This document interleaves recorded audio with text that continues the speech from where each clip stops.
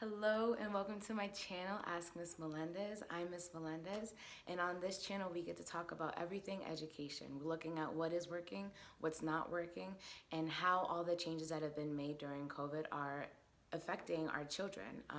Some of them are really thriving and some of them are not, and some of them really need a lot more support. So we get to talk about what a better future of education looks like, and we're now in a very exciting time in America. I know that there's a lot of devastation and a lot of things going on. However, we just elected a new president. We have somebody now in office who is able to really look at the educational disparities across the country, and I really feel like now is the time for all of these changes to really take action.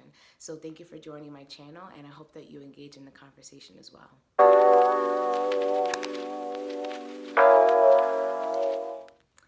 So I spoke about it a little bit in my intro, but today we get to talk about online learning, virtual learning, distance learning, whatever it is that your district is calling it, and how that looks for parents, teachers, and students across this country. So there's a lot of different opportunities for students to learn nowadays. A lot of people are learning from home.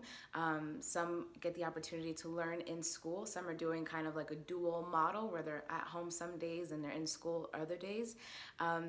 And so I wanted to look at this and kind of look at the opportunities that are allotted to the students in our country, and where those opportunities are a little bit more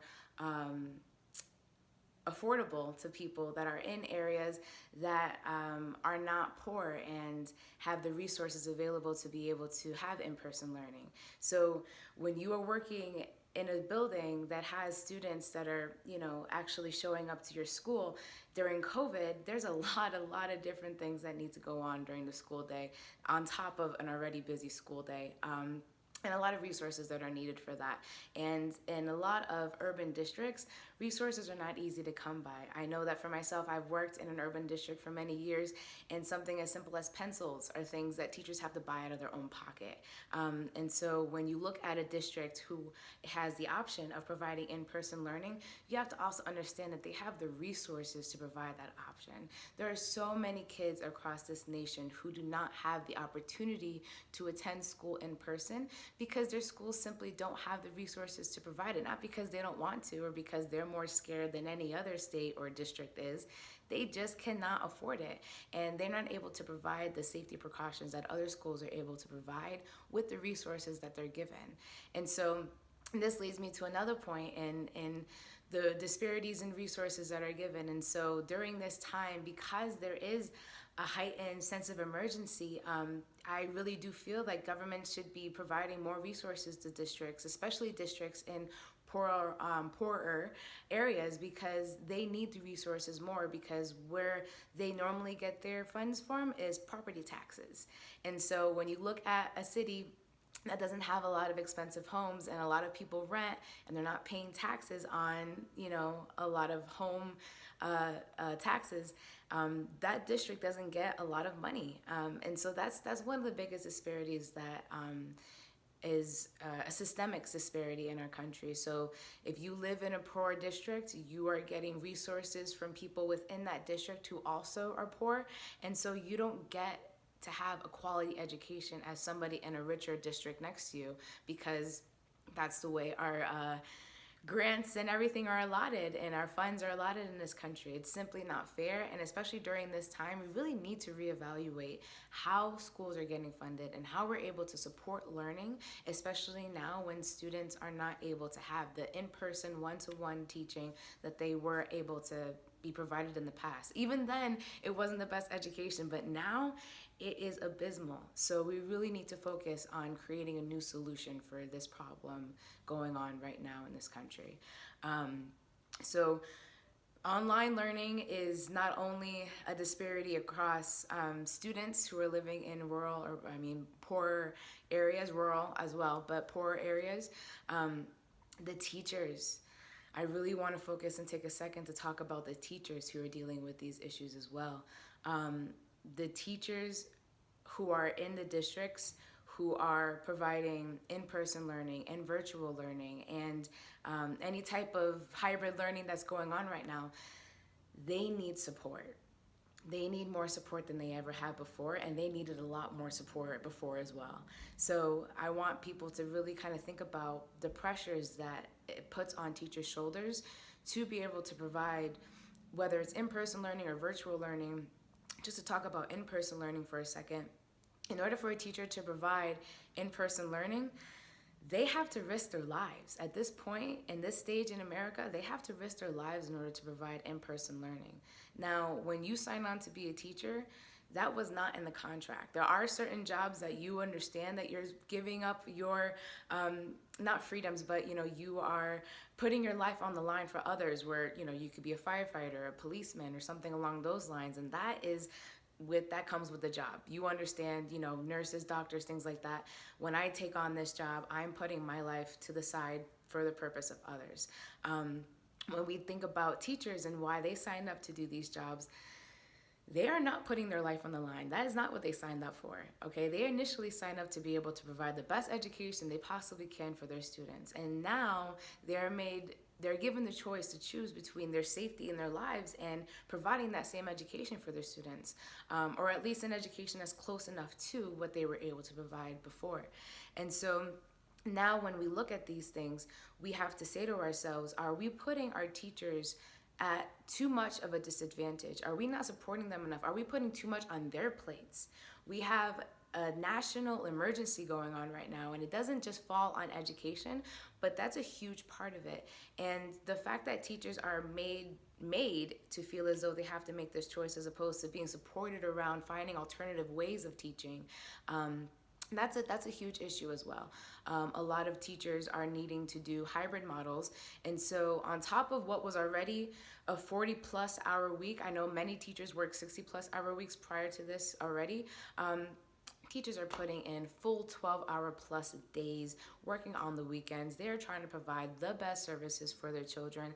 And right now, things have been changing so quickly, and there's so many opportunities online to get all these different virtual programs, and it's too much to really kind of navigate on your own. And it's a lot. It's a lot. And on top of all the parents who are now able to see the class as it's going on, which is great. Parents are now getting an inside scoop as to what's going on in the classroom.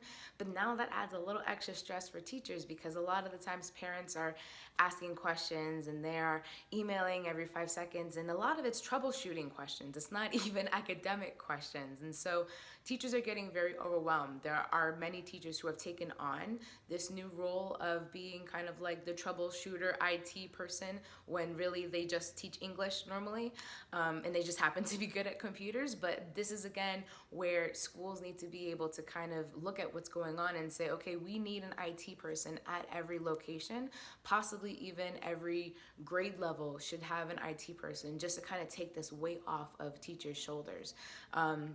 And on top of that, parents need to be able to have a point person to talk to about their children's needs, that is either designated towards academics or designated towards, technical troubleshooting issues. That's going to take a lot off of teachers' plates, and it's going to help parents feel a lot more comfortable in getting the resources that they need to provide their child the best supports possible.